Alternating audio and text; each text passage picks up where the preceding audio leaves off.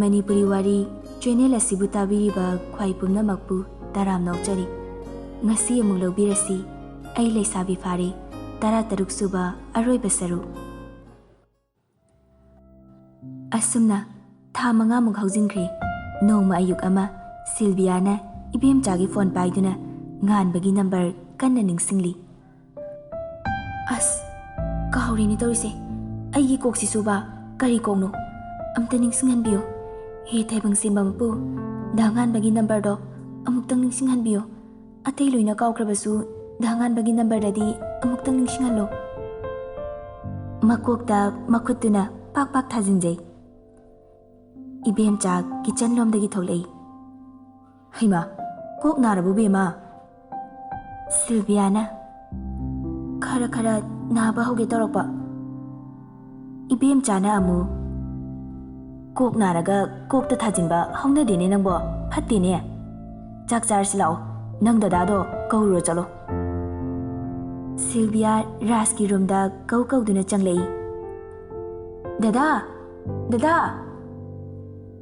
Ras bathroom dagi hau mama na chak char silao ye hoi hoi Ras ki phone phamung da leibadu khinglei Silvia ngihak leptuna lei dada ki phone la e kananom te yengo dada iru jari hayo hoi Silvia na changjilakpaga tatkri hanne yenglamdana adum thokre Ras iru jaba loiraga thoklei phone yengbada nganbagi miss call lerami chak tokla matung Rasu school chatnaba loisilaga nganbaga wari sana na thoklei Ras Diman jao yam dimani ko WhatsApp ta message ta halakte call tawi paide ngasina kanana injalake Ras da phone taw kainaga natu chahi sudabi chagum dabi dubu adum call la lerabo yare khara ngangadi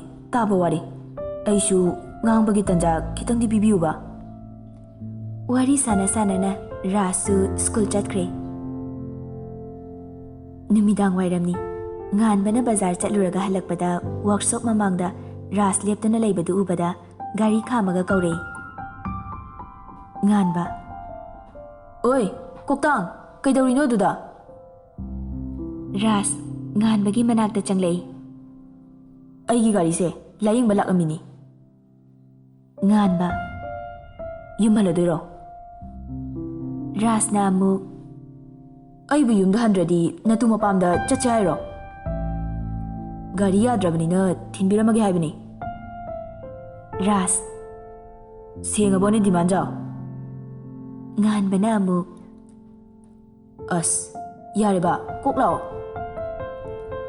asumna Ras ki mayumda nganbaga lakminari aduga imungda changlaktuna phamlaga wari sane nganbana ima hoidi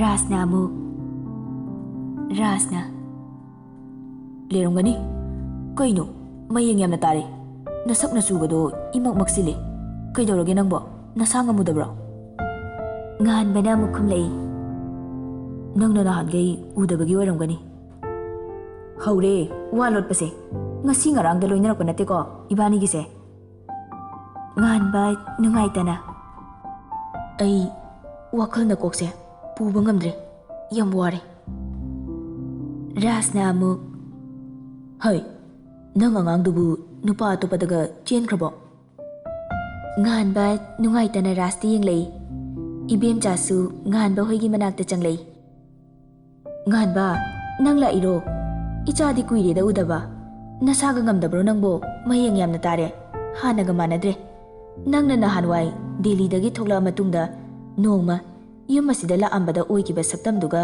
khara khetnarene Rasna aduni aita natana imana so harisini ngasidi chak charaga haloko nganba ima ko na mulake Ras cha faudi thakudana nangjo ibem cha bema cha ani puthoro nganba Rasti yenglaga e nupi ga thirabo luhongbaga amta khangalakti ne Rasu noklaga. Koknaga sum tangsilakpasida nangna nupi thi khangaroi habaduda nupi ama pharaga ko hongdoba. Nganbana. Oh, fai chaga thoi. Nabuk jel singdaba ai chalage. Amuk hanane nayum sida lakpiroi. Nganba fuk hogalaga chatki. Nganbana thokibaga Sylvia su cha puraga thoklei. Nganba sauksinaraga sumang phok thoklei. Rasu noki tanarei. Ras. Aine nokning mana yadre. Amta puna noksiba. Aine luhongagabu karigi nangonda hairodino. Nganba su noklaga. Nasaktuga hek nusiyaktaba. Nupi ama kok thijiba yadro. Migi machado amu niaga thamdoi Rasna. Migi macha kanani iba. Hojikti imana bemana kaurididi nuparo dubo. Oh, adugi bema dugine wari do ai fazana lirage. Lau, masakada thi fazagarjani. Nangne try taugesu tahoroi. Nganbana. Pamjadri. Aidi angangdagi hena kanasu pamba poktre. Lau, changasi. Imado nang chatkrena pakalamani. Sylvia cha tray du pairaga ibem cha da onsili. Mama, kana lake cha puthoro haidaine. Ibem cha. Nui dadagi mamanaba mane lakpani. Nui dada nupi thire haibada luhong baton taurakte ne sauraga thokriba. Oh. Changbu change tu cha do pibiro.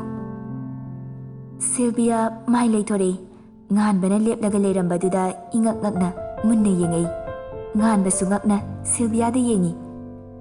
Ani du ngahektangdi mit kuptana munna yengnei. Sylvia makutta paiba tray du makhada thadaki. Sylvia mitlu pirang chena. Da nganba Sylvia gi manakta prap sanglaklaga Sylvia bu chetna konsili. Angang, nang kaigi ay bu halino. Danganba ay suwaye. Ani dugi mataw aduda ibem chaga raskadi ingak ngai. Rasu khangdi nganbana angang kaukibaduda nganbana thaina hairakiba angangdu Sylvia ni haiba. Ras. Nganba kolibadu thadoklaga Sylvia gi makut adu chetna paisili atopa minaga munki gadaba singai. Ras Sylvia da khudom bithilaga. Bye. Nangna haiba angangdu ma. Nganbasu haibagum mangak nomi. Nganba. Bye. Mafam asida kamdawna. Ras na Sylvia bu mayumda purakibagi wari pumba nganba da liri. Nganba harauna. Vai, ai ngasi diam harawi. Ai gi awaba pumba ko ai haifam khangdana thagachari. Angang bu kanbiraktuna asoy angam yauda ai ga thengnan bibagi singam laroi da balam manama tonchile bai. Rasna. Adumaina hainu bai. Sidi mateng pangbani. Numittuda ichan boina masak khanglam labadi bai gi nakta aina thilaklambasu yai. Nganbana. Bai, ai angang si pukrage. Ras. Nangi napot nasana puzabada aina karige mutingluni. Kana di bai. Hayeng ayukan tane pau hidok palakalo. Nawani ngasidi chenkro. Atopadaga amukne thidok thijin tawale anu. Yumda direct kapsinkro. Nganba nokfit tawrei Sylvia di ikaidana lukthaki. Ibemcha nungaidana. Bema, nang chatlage hairo. Sylvia gi kuttusu nganbana chena paisinkrabanina lengba otpa ngamdre. Ibemchabu mama makni khanjaribani. Ibemcha da yenglaga mapi tarei. Ibemcha changsilaga Sylvia gi mapi taithokpi. Kaigi kapino kapkanu chasidi. Nakok phabu chiktanane nungaina panbo yu. Mamana chawna luhongbini. Ras. Aduima ngasidi chanche nganbade chelalasiko. Isen hayeng ata thilalo aduga luhongbagi matamda kona lepase. Hojikti mingauda change tawro ibai kauro. Nganbasu noglei. Henmandro dudi. Karigi henba. Ichan nupi sularaga ibai kawo fongamdradi ichan nupi lobagi kari kanarige. Nganba. Ibai, adudi nasena muk chalukiye ko. Asumna nganbaga Sylviaga chatkri. Ras momo nokna lehawi. Ibem chadi nungai haudri. Macha dauna nungshina leiminaraga amuk puraga chatkhiba duda. Nganba Sylviagi khut samduna imungda pusilei. Mama, Mama. Rani. Kaidore?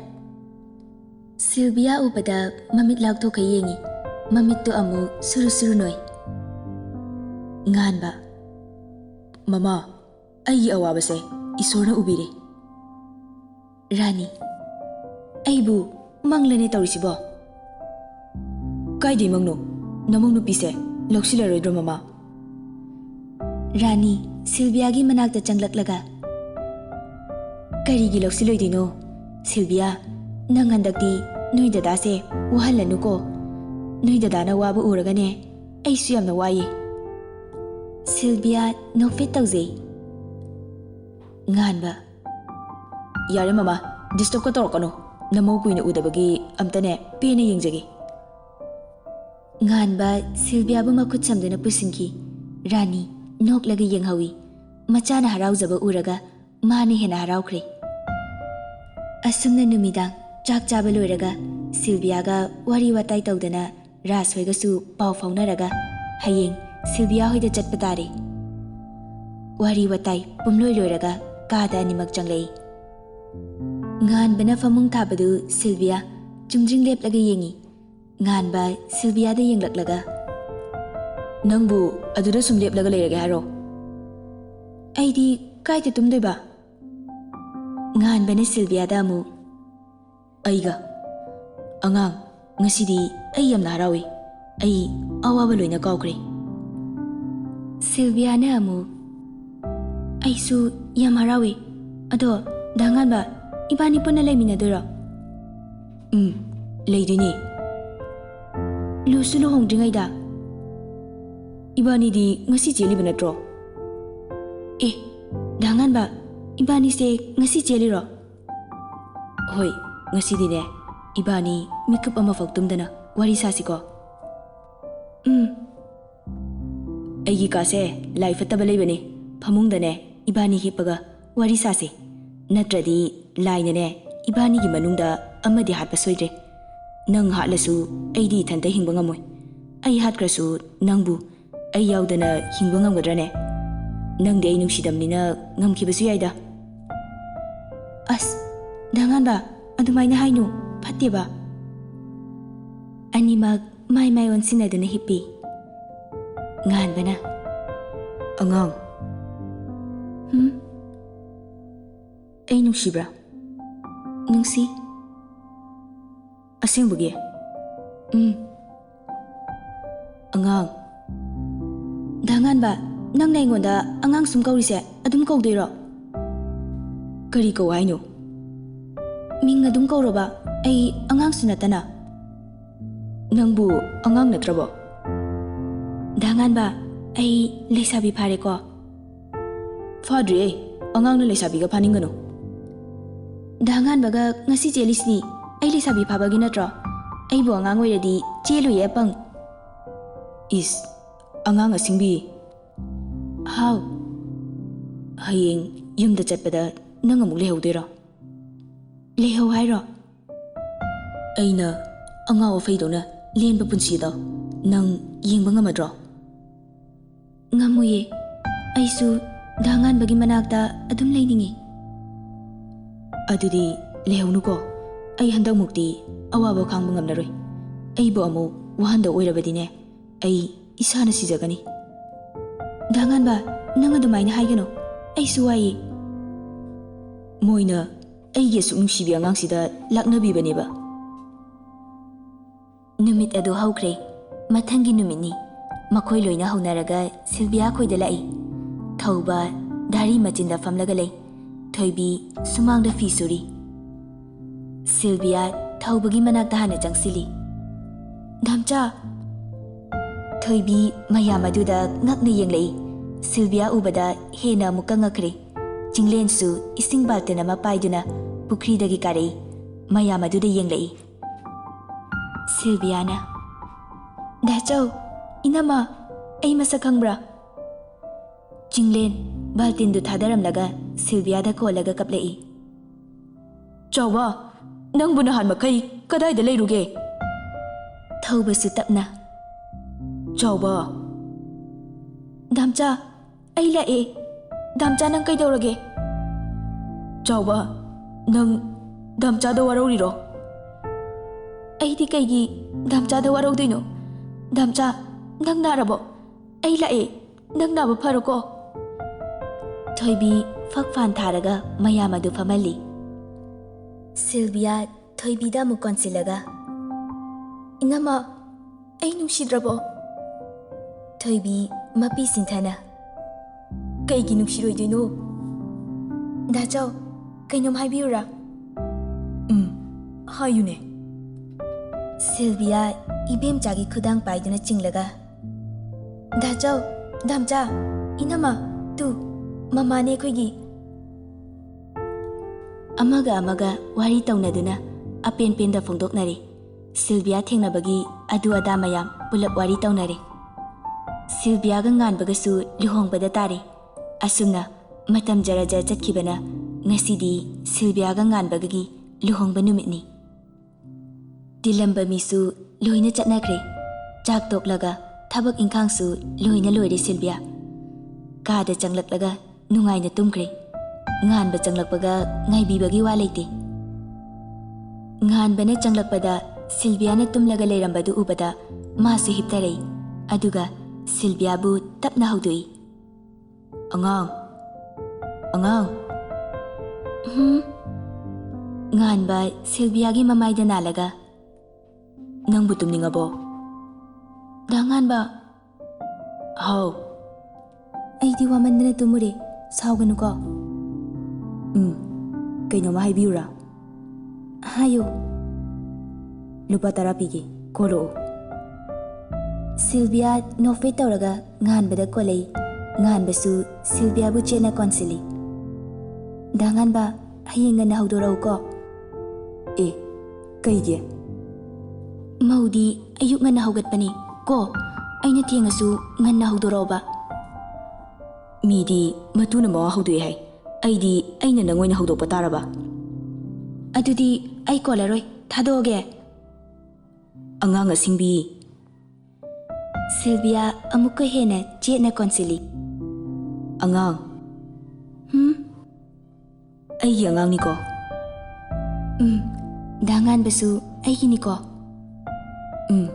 mani ai angang natre ko ai gi nupi ore ko dangan basu ai gi nupa ore ko angang ai Leishabi Fare nang boleh sabi nate mau sabi hai ba mau sabi oi de ba nate mau oi ba ko ai angang natre ba lupa ni pigi mit ushalo Sylvia mit ushinki